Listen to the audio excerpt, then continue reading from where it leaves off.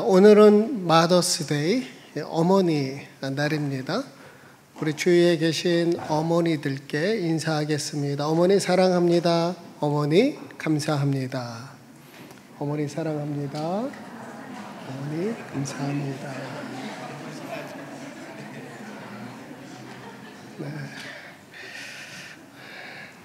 네. 호주에는 어머니 날도 있지만 공평하게 아버지 날도 있지요. 지난주에 아들이 저에게 묻더군요.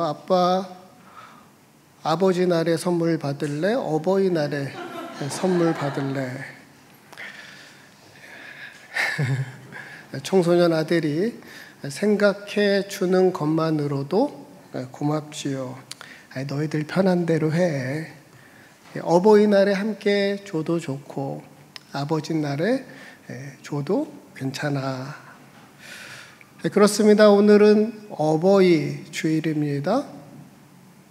주위에 계신 아버지들께 우리 인사하겠습니다. 아버지 감사합니다. 아버지 사랑합니다. 아버지 감사합니다. 아버지.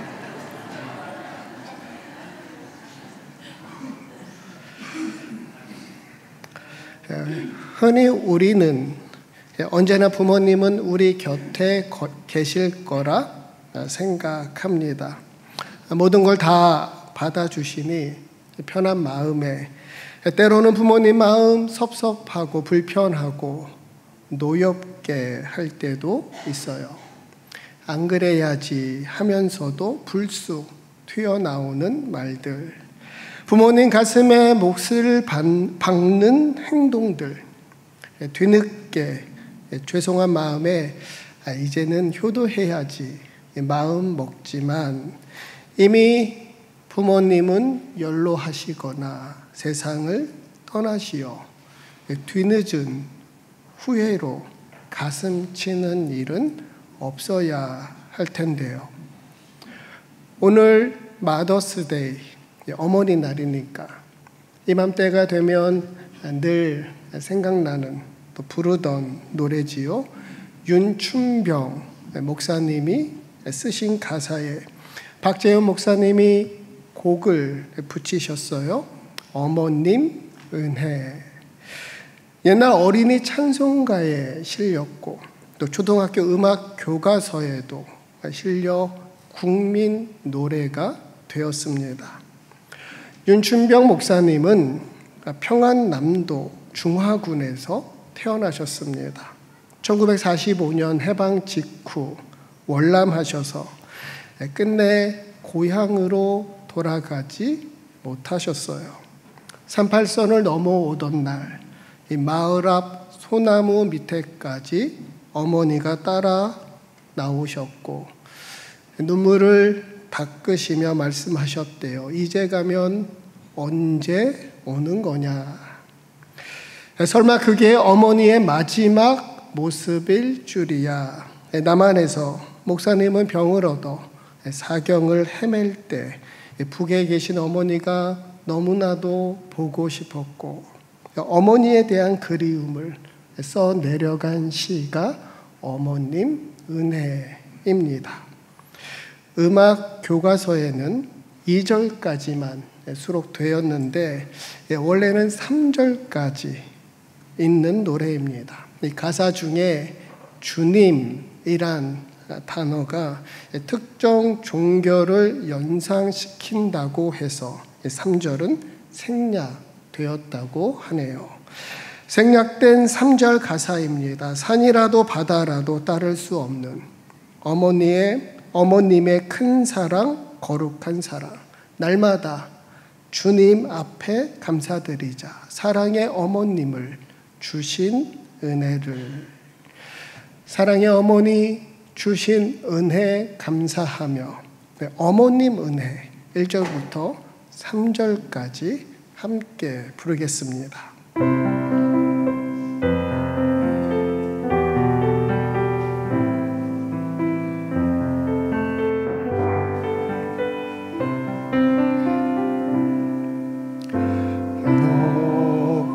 높은 하늘이라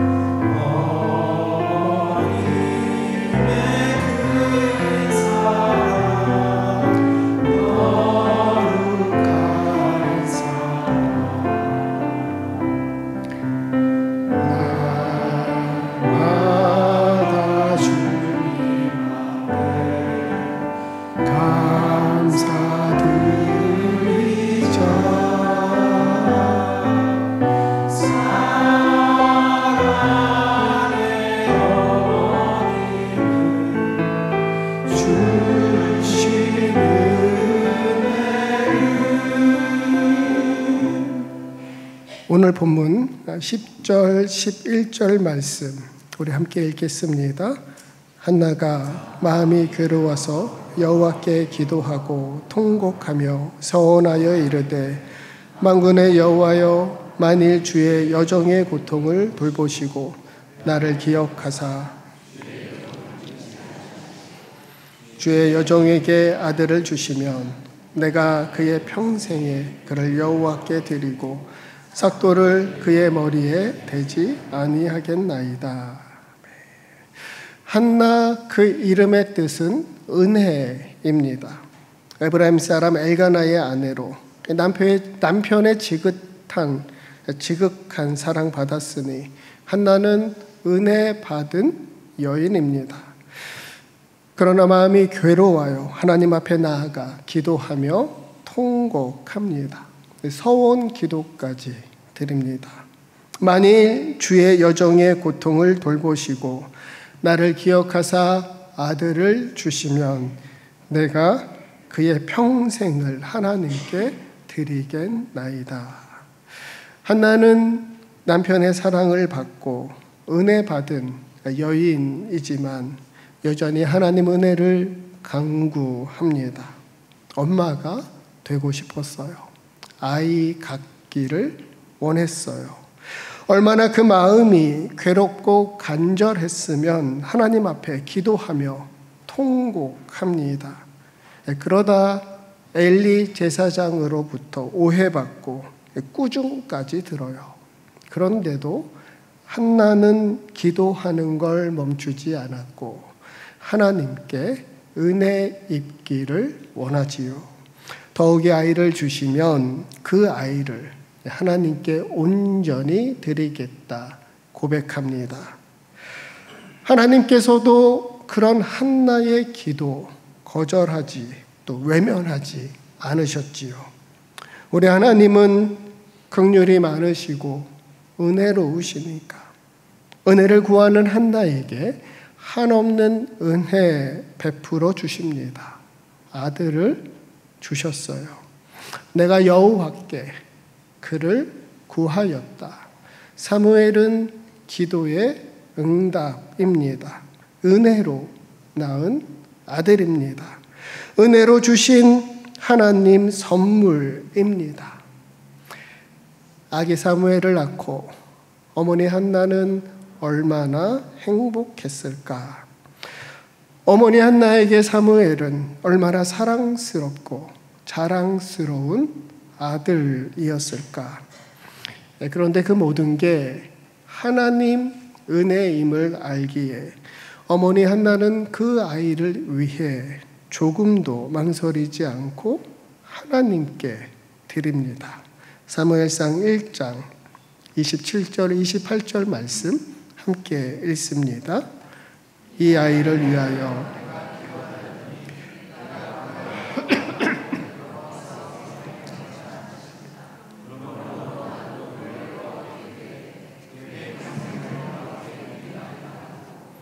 그가 거기서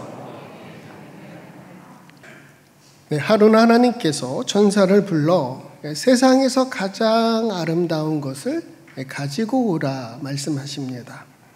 천사는 급히 세상으로 내려가 사방을 둘러보았어요. 가장 먼저 아름다운 꽃들이 보였습니다. 천사는 꽃들이 너무 아름다워 한 송이를 꺾어 들고 길을 떠납니다.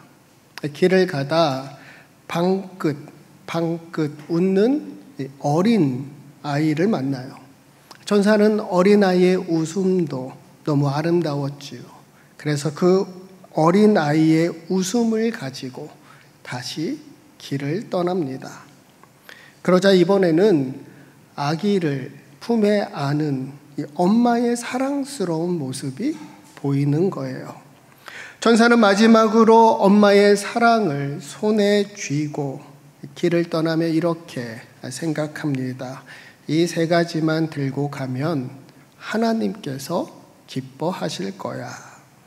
그렇게 길을 가는데 꽃은 시들어 버렸고 어린아이는 자라서 처음 보았던 그 아름다운 웃음은 온데간데 없어지고 결국 시간이 지나도 아기를 아는 엄마의 사랑만 변하지 않았지요.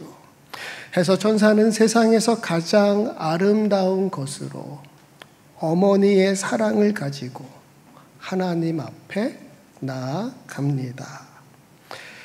탈무드에 이런 말이 있습니다. 신은 모든 곳에 있을 수 없기에 대신 어머니를 만들었다. 신은 모든 곳에 있을 수 없기에 대신 어머니를 만들었다. 전지전능하신 하나님께서 어찌 세상 모든 걸 직접 하실 수 없으실까요? 무소부재하신 하나님께서 어찌 세상 모든 곳에 계실 수 없으실까요? 아마도 이 말은 어머니의 사랑은 하나님의 사랑을 그만큼 닮았다는 말일 겁니다.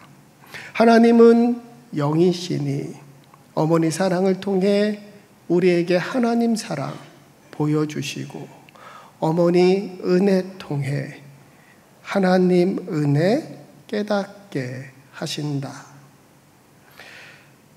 여러분, 사람의 손가락이 10개입니다. 왜 10개일까요? 시인 한민복님의 시입니다. 손가락이 10개인 것은 어머니 뱃속에서 몇 달 은혜 있나 기억하려는 태아의 노력 때문인지도 모릅니다. 하나의 문장이 시가 되었어요. 시인은 우리의 손가락이 10개인 이유가 어머니가 아기를 품은 10달과 관계가 있다고 생각해요. 10달의 은혜에 잊지 않고 헤아리기 위해 아기는 10개의 손가락을 움켜쥐고 세상에 나온다. 어머니 은혜가 그렇게도 깊고 아름답다는 말이겠지요. 언어의 온도라는 책에서 이기주 작가가 말합니다. 우린 생명으로 잉태되는 순간부터 어머니를 만난다. 혹자는 그걸 당연한 일로 여기기도 한다. 그러나 자식에 대한 어머니의 사랑만큼 맹목적인 것도 없다. 어머니는 자식을 대할 때 이해타산을 따지거나 손익 계산에 골몰하지 않는다. 위기에 처할 때 시금치를 한 입 베어 물고 초인적인 힘을 발휘하는 뽀빠이처럼 모든 어머니는 자신의 몸과 삶이 부스러지는 순간까지도 자녀를 돕는다. 자식을 위해 자신을 내어준다. 어머니는 자식을 위해 자신을 내어준다. 홀어머니를 모시고 살아가던 한 청년이 있었습니다. 그만 교통사고로 두 눈을 모두 잃었어요. 청년은 어머니의 헌신적인 위로와 돌봄에도 깊은 상심과 낙심에 빠졌지요. 그러던 어느 날 한쪽 눈을 기증받게 되었다는 소식을 듣습니다. 그런데도 청년은 기쁘지 않았어요. 예전처럼 두 눈으로 세상을 볼 수 없었으니까. 어머니는 그런 아들을 다독이며 위로하며 수술을 받도록 권유합니다. 얘야, 한쪽이라도 어떠냐? 그래도 수술을 받아보렴. 다행히 수술은 잘 되었고 청년은 붕대를 풀던 날 쏟아져 내리는 울음을 참을 수가 없었습니다. 어머니의 한쪽 눈이 없었기 때문입니다. 어머니는 우는 아들에게 이렇게 말합니다. 얘야, 두 눈을 다 주고 싶었지만 이 다음에 안 못 보는 어미를 내가 돌봐야 할 걸 생각하니 그럴 수가 없었단다.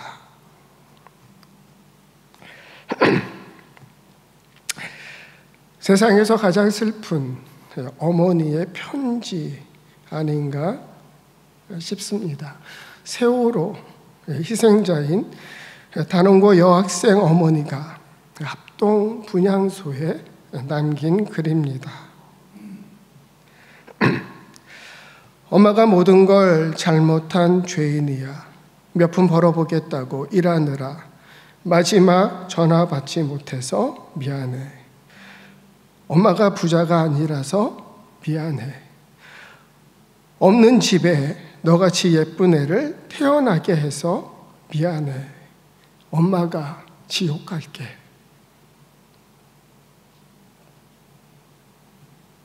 딸은 천국에 가. 어머니의 그 깊고 깊은 마음, 그 크고 놀라운 사랑, 우리가 어찌 다 헤아릴 수 있을까요? 우리가 어찌 다 갚을 수 있나요? 자녀를 위해서라면 자신의 모든 걸 다 내어주어도 아까워하지 않는 그 사랑, 죽어도 더 주지 못해 미안해하는 그 심정, 그저 모든 게 다 내 잘못이고 내가 못나 그런 거라고, 심지어 엄마는 지옥에 가더라도 딸은 천국에 가길 바라는 그 마음,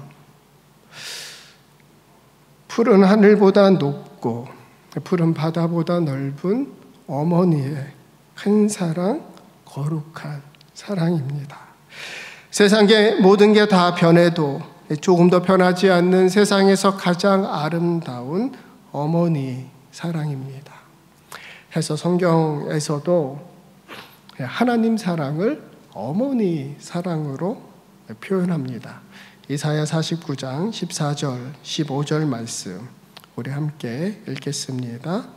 오직 시온이 이르기를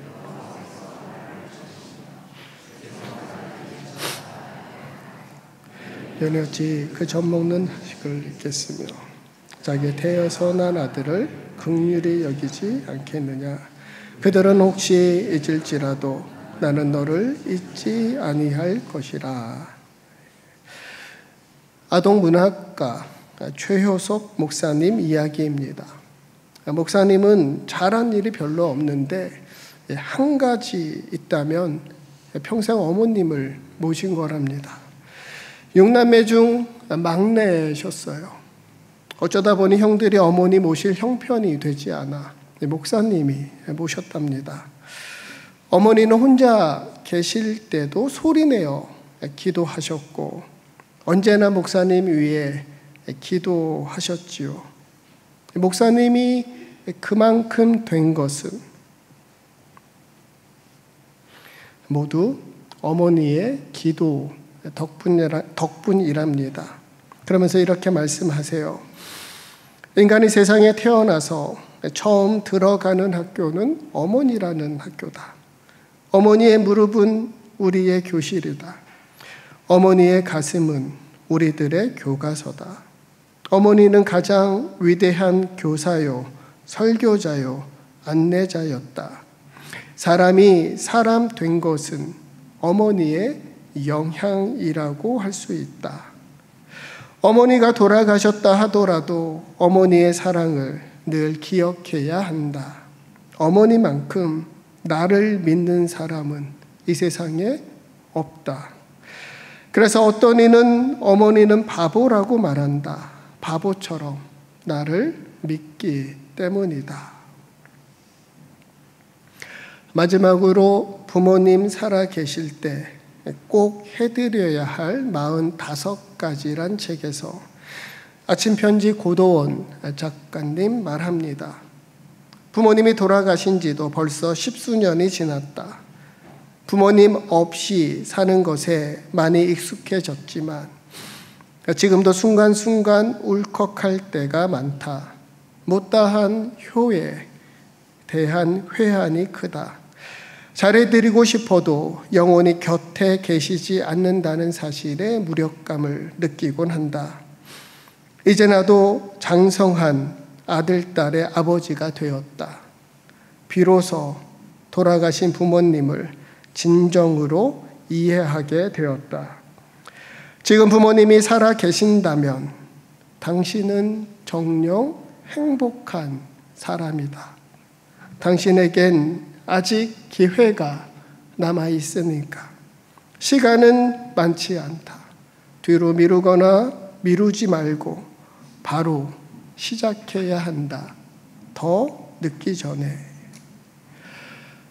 사랑하는 아들, 딸 여러분, 아직 기회가 남아 있다면 가까이 계시든 멀리 계시든 미루지 말고 더 늦기 전에 어머니의 사랑과 은혜, 수고와 헌신, 눈물과 기도에 감사하며 그 사랑과 은혜, 우리 말과 행동으로, 우리 삶과 신앙으로 표현하고 보답해 드립시다.